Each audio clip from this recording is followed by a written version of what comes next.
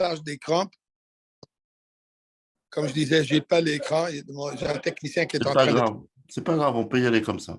On y va. Alors, il y a un passouk, le prophète Ishaïa en avait dit qu'il y a un moment qui viendra. Il faut demander aux gens qui sont à côté de ne pas faire du bruit. Ouais, donc nous avons une Souda du Nachala maintenant ici, dans notre chambre. Ah, d'accord. Désolé. Alors, moi, je pensais que c'est jusqu'à 2h30, donc j'ai amplement de temps. Pour ça, le problème. Alors, où le passouk de dire, un moment viendra où les nations, ils diront, le Chovenale, El Har Hashem, montons.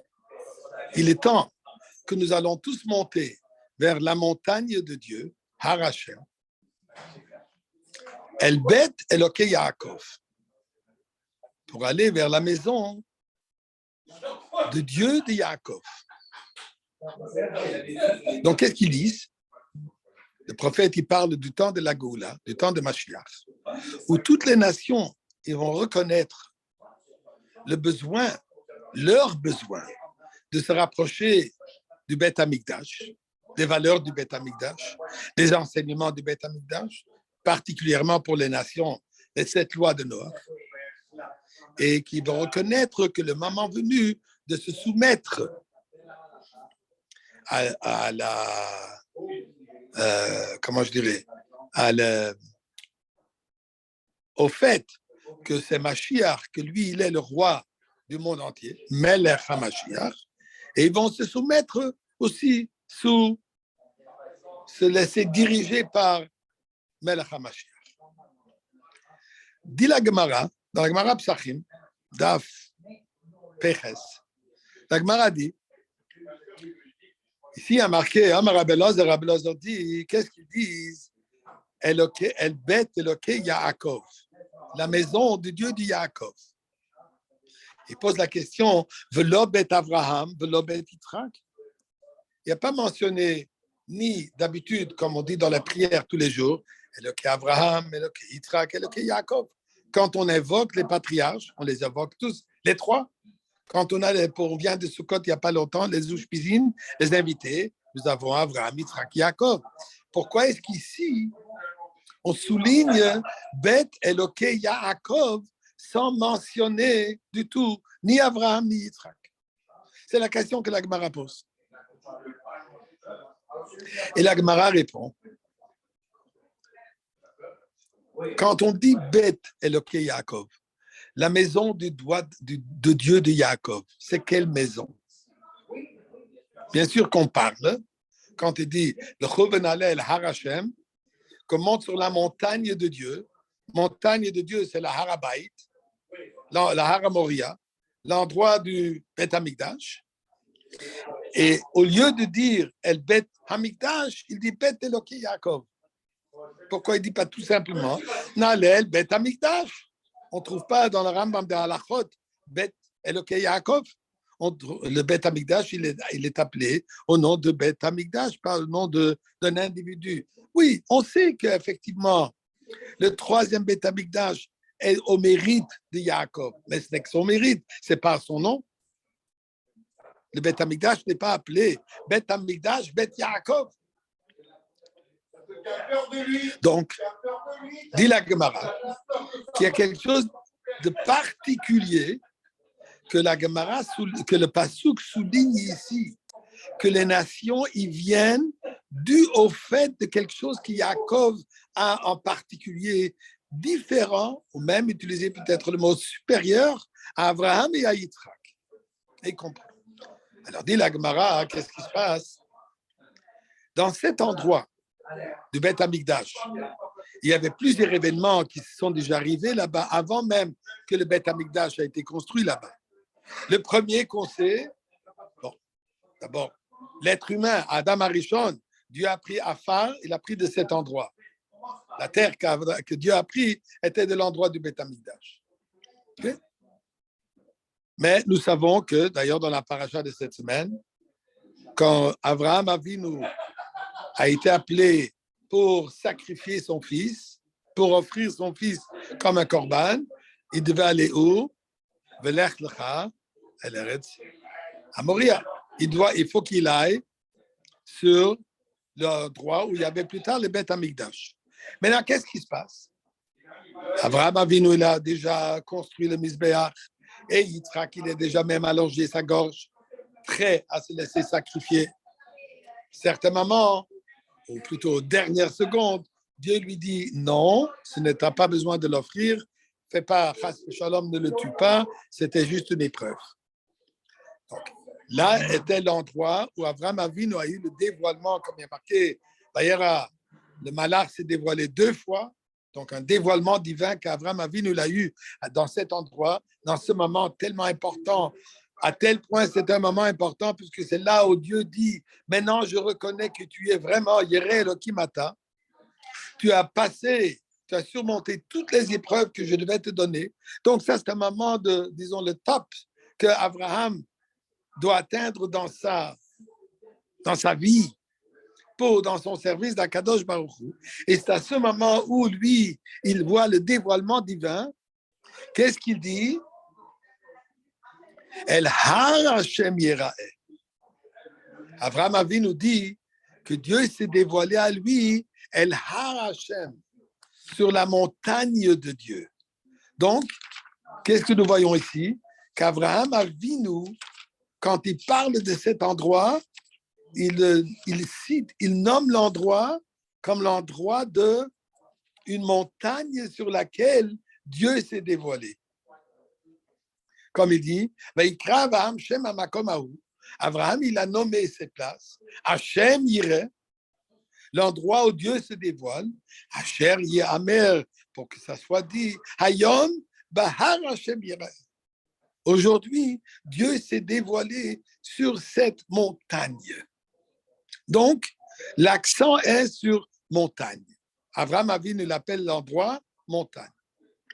Ensuite, nous trouvons chez Yitzhak. Yitzhak, quand il a rencontré Rivka, quand Rivka est revenue avec Eliezer, et il a marqué là-bas le pasuk, Vayetse Yitzhak la souach basadeh. Yitzhak, il est sorti la souach pour faire la prière. Là, nous apprenons que Yitzhak a institué la prière de Mincha. Il est parti prier où ça? Basadeh, dans le champ. Quel champ? Il a le médrage de nous dire que ça, c'était aussi sur Har Moria. Donc, Yitzhak, il rencontre son épouse. Où ça? Sur Har Moria. Donc, Abraham sacrifie son fils, est prêt à sacrifier son fils sur la montagne. Yitzhak, il rencontre Rivka, la mère du peuple juif, éventuellement par Yaakov. Il la rencontre où? Basadeh.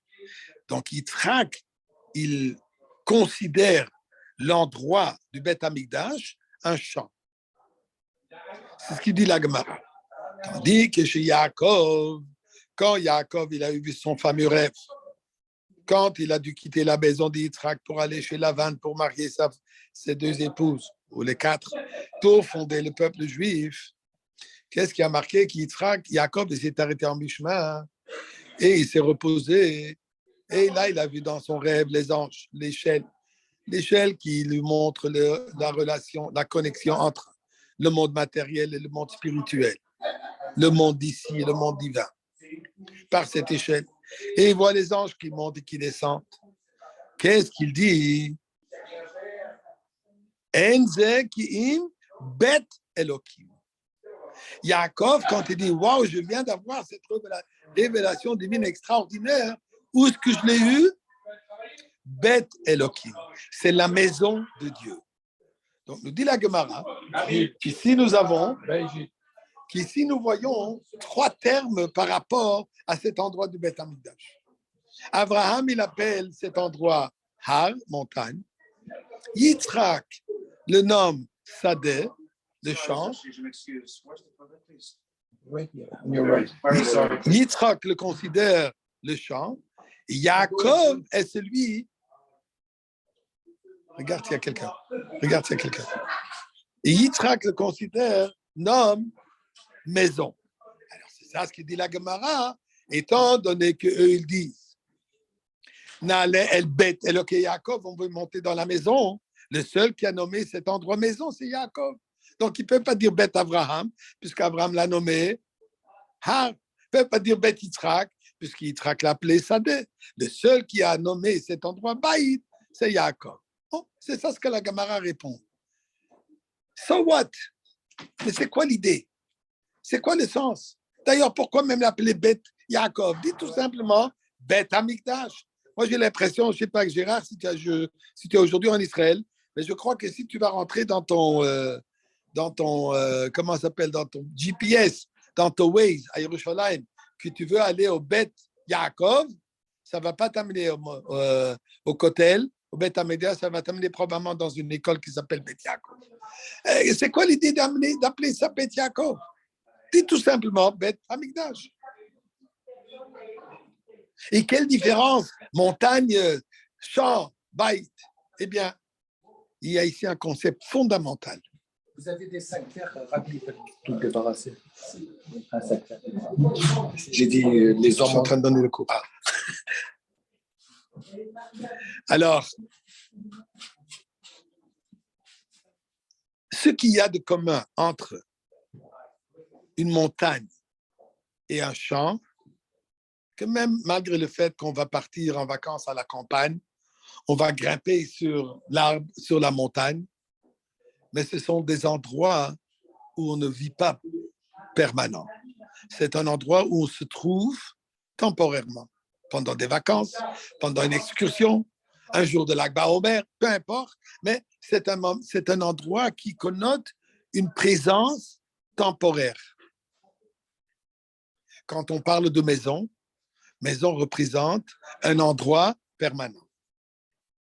Donc, d'une certaine manière, Abraham, Yitzhak, pour eux, cette révélation qu'eux, ils ont eue dans cet endroit était une révélation temporaire.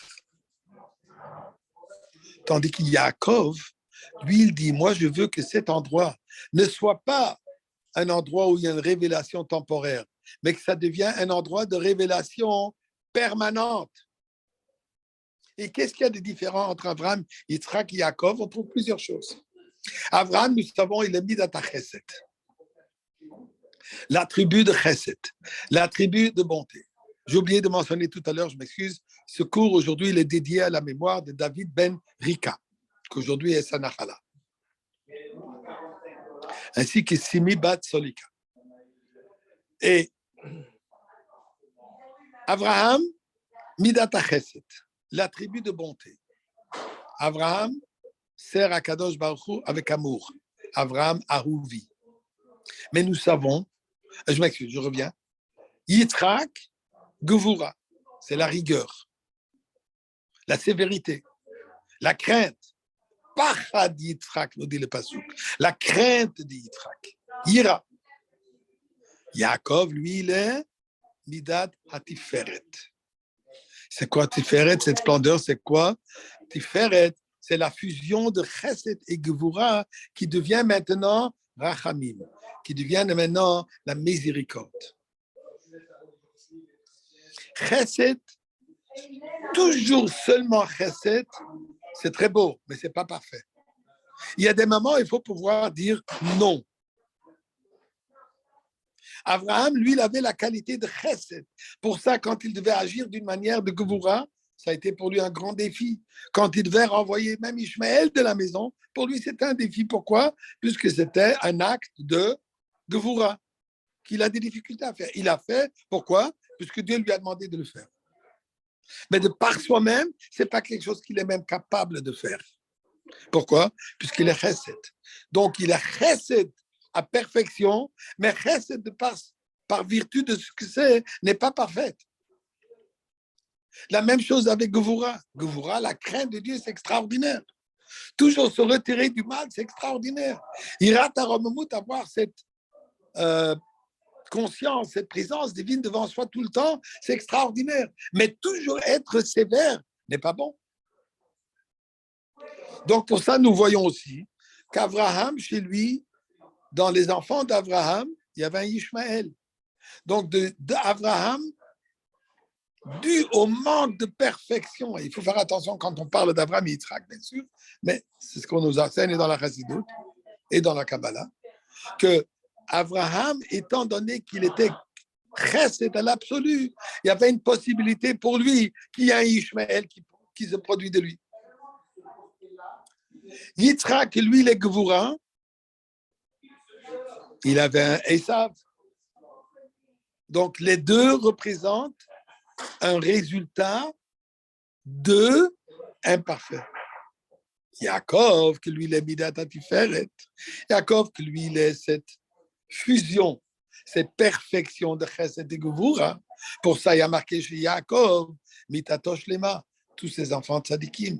Shne Mesre Shifteka, tous les tribus de Dieu, tous les tzadikim. Chacun à sa manière, chacun à son niveau, mais ils sont tous des tzadikim. Donc, chez Yaakov, nous voyons ici l'aspect de la perfection. Dieu appelle Yaakov Ish Tam. Ish Tam, Tam, d'habitude on traduit ça comme simple, c'est pas vrai. Ish Tam, Tam représente parfait. Tamim Tiyem Hashem Elokecha. Les Tmimim, le Rebbe Rachab, quand il a fait la Yeshiva, ils appelaient Tmimim, les gens qui sont censés être parfaits, atteindre la perfection. Ish Tam, l'homme de perfection, quand on... Ouais. Et comme mon cher ami Albert me dit ici, la Torah, elle est parfaite, Torah Timima. Quand on prend le mot Ish Tam, on va prendre le Aleph de Ish, on va l'ajouter au mot Tam. Je ne sais pas si ça existe en français, mais en anglais, il y a le jeu de Scrabble. On peut changer et arranger les lettres. Alors, le Chachamim, la Avdil Benel et Faf Avdalot, nous a enseigné le Scrabble en hébreu. On va prendre le Aleph Tam, on va renverser Mem Taf, Aleph Mem Taf, le mot Emet. Emet, la vérité absolue. Emet, la perfection. Emet, l'infini. L'Emet ne change jamais. Khatimato, la signature de Dieu, c'est Emet. C'est la vérité. La première lettre et la dernière lettre, la lettre du milieu, forment le mot Emet, qui représente, il y a une balance comme mon cher ami Albert me dit ici, ainsi que ça représente que du début jusqu'à la fin, c'est toujours vrai. Il n'y a pas de changement. Voilà. Et maintenant, on revient ici à Yaakov. Donc, Yaakov représente Emet. Yaakov représente aussi l'éternité. Regardons la prière. Abraham, lui, il a institué la prière de Shacharit. Yitzhak a institué la prière de Mincha. Yaakov, il a institué la prière de Arvit. C'est quoi la différence? Aussi, je vais ajouter, il y a marqué que le premier Beth Amikdash était au Zuchut d'Abraham Avinu, au mérite d'Abraham. Le deuxième Beth Amikdash, au Zuchut de Yitzhak. Le troisième Beth Amikdash, au Zuchut, au mérite de Yaakov. Quel est le rapport de tout cela? Eh bien, le premier Beth Amikdash a été construit au temps de Shlomo HaMelech, le temps de paix, le temps de perfection. Shlomo qui représente Shlemut, la perfection. C'était un moment de dévoilement divin. Au Beth Amikdash, la présence divine était tous les jours. Le feu qui est descendu du ciel, qui brûlait toujours sur le Misbéach. Le pectoral, il fonctionnait. Le Urim et Tumim, ça fonctionnait. C'était le premier iPad avec différents apps, mais sans batterie. Il marchait sans batterie. Pourquoi? Puisque la batterie, c'était une batterie divine qui a pas besoin d'être rechargée. Elle est toujours chargée, comme pour dire. C'est un peu entre parenthèses, bien sûr. Okay? Donc, le premier Beth Amikdash était un moment où le soleil brillait. Le soleil divin, il brillait. De manière que Shacharit. La prière de Shacharit, on le fait quand le soleil brille, le lever du jour, quand il fait la lumière est présente. Ça, c'était le premier Beth Amikdash. Donc, Chesed, c'est l'abondance. Chesed, c'est donner. Le premier Beth Amikdash, Dieu donnait tout. C'était l'ouverture. Tout le monde pouvait profiter, tout le monde pouvait s'enrichir de cette présence divine. Ça, c'est Abraham, premier Beth Amikdash, Chesed et premier Beth Amikdash. Et Shacharit. Mincha, c'est court. La prière de Mincha, elle est plus sévère. On va direct, les korbanot, achever tout de suite l'amida, d'une manière structurée, sévère, tout de suite. Mais quand est-ce qu'on fait Mincha? Dans l'après-midi où le soleil commence à se coucher. Du début de l'après-midi, quand le soleil commence à disparaître. Elle brille toujours, il y a toujours de la lumière, mais pas comme le matin. Le deuxième Beth Amikdash, comme nous savons il manquait, tous ces objets qui représentaient la présence divine n'étaient pas présents. Le feu du ciel n'est pas descendu. Le Urim et Tumim ne fonctionnait pas, et ainsi de suite. Quand tu vas dire même Tachio. J'espère vous revoir avant la prochaine Achala. Et nous espérons que Mashiach arrive aujourd'hui. On va tous être avec maman à Yerushalayim. Et donc, Mincha qui est dans l'après-midi, relié au deuxième Beth Amikdash, relié à Yitzhak. Aussi, ce n'était pas parfait. Pourquoi? On voit que ça a été détruit. Tel qu'Abraham a eu un fils Ishmaël, Yitzhak a eu un fils Esav qui représente une manque de perfection. Donc, ce n'est pas éternel. Donc, leur dévoilement qu'ils ont eu à ce moment est un dévoilement extraordinaire, mais temporaire. Pour ça, ils appellent ça Har, montagne.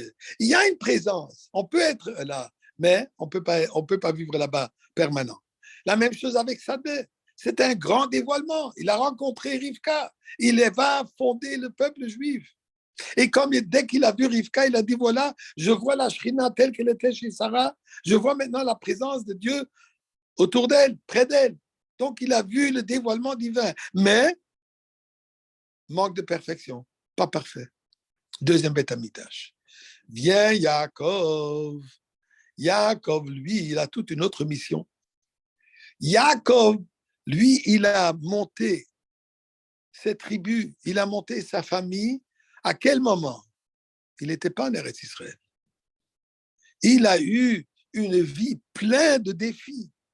Il a vécu dans des moments extrêmement obscurs chez Lavan. Il a dû fuir de chez ses parents.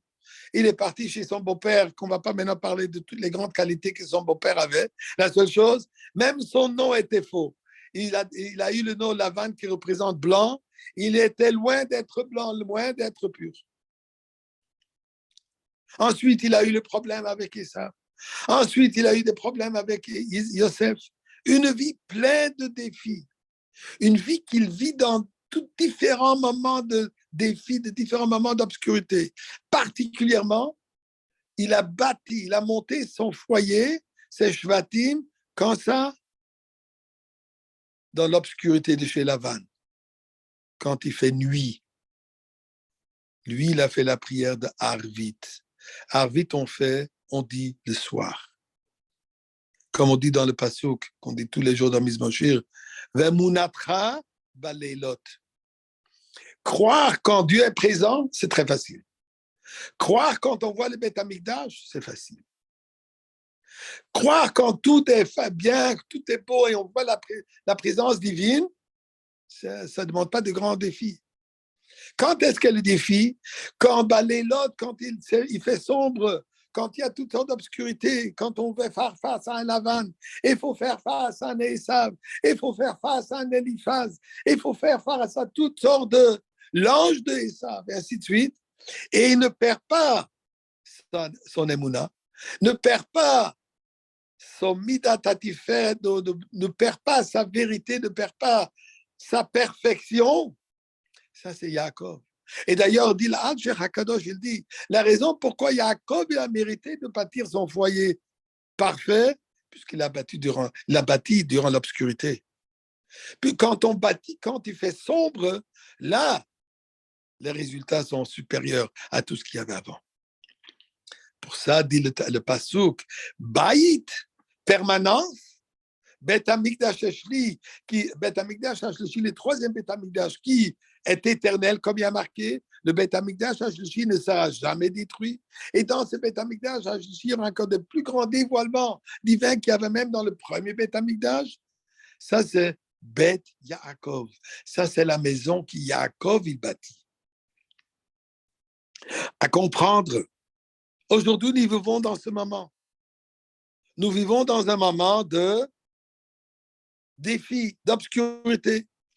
Depuis Tafshin Nundalet, on n'entend pas de nouvelles sikhot du Rabbi, on n'entend pas de nouveaux mamaris, on ne reçoit pas de koshel bracha, on ne peut pas prier physiquement avec le Rabbi, on ne reçoit pas des dollars. Une certaine obscurité. Mais malgré cela, on bâtit. Malgré cela, on continue à faire ce que le Rebbe demande de nous de faire. On continue à propager le message Hinei Zeba. On continue fièrement à se battre contre la lumière, j'allais dire la lumière d'obscurité, contre le ténèbre de l'obscurité. Et on le fait comment? Avec Avat Israël. On le fait comment? Avec l'amour du prochain. Quand on voit des gens que malheureusement, Chofer Hachem, ils se moquent du judaïsme, pas qu'on va leur gifler, pas qu'on va leur maudire, on se rapproche d'eux et on leur donne avec un grand amour, avec un grand geste d'amitié. On dit, viens. D'ailleurs, fort possible que j'ai déjà raconté cette histoire dans le passé. Le Rebbe, un jour, marchait en Pologne, à Varsovie, un Shabbat avec le rabbi précédent. Et pendant qu'il marche, il y a quelqu'un qui se rapproche du Rebbe, du rabbi précédent, Shabbat, une cigarette entre ses doigts, prend la cigarette dans sa bouche avec la plus grande des chutzpah devant le rabbi. Shabbat devant le Rebbe précédent et le Rebbe. La personne a continué à marcher et le Rebbe demande au rabbi précédent quelle doit être notre réaction. Quelle doit être la réaction? Et le Rebbe lui dit en yiddish, Gibem avarme uchabes. Offre-lui un Shabbat Shalom chaleureux. En d'autres mots, il agit d'une manière avec une telle noirceur, donne-lui la plus grande lumière. Et c'est quoi la plus grande lumière? Avat Israël. La plus grande lumière avec quoi on peut offrir quelqu'un de faire la mitzvah? Par amour. Dit la Torah. Les goyim, les nations, ils ont reconnu cela. Ils ont réalisé que c'est Bet Eloké Yaakov. Que nous bâtissons aujourd'hui la maison comment? Dans le moment obscur. Et c'est sûr et certain qu'en faisant ce que nous devons faire présentement, et nous faisons ce qu'on a à faire, on continue notre mission, on continue notre shlichut, et particulièrement la shlichut que le Rebbe nous a donnée. Chafresnis, il a dit, chacun, vous avez tous cette mission, vous avez tous cette shlichut d'amener la Goula et de propager au monde entier. Hinezeba Mashiach est présent, Mashiach arrive, Mashiach se dévoile, et on voit déjà les lumières de Mashiach, ainsi de suite. En faisant cela, et en ajoutant encore une bonne action, en ajoutant encore une histoire, c'est sûr et certain qu'aujourd'hui même, Bezrat Hashem, on va se retrouver dans ce Bet Eloké Yaakov, on va se retrouver dans le Bet Hamikdash. Et le Rebbe Melech HaMashiach va nous amener dans le grand Hakel, la Hakel absolue de la Goula Miyad Mamash. On se donne rendez-vous à l'entrée principale du Bet Hamikdash. Amen.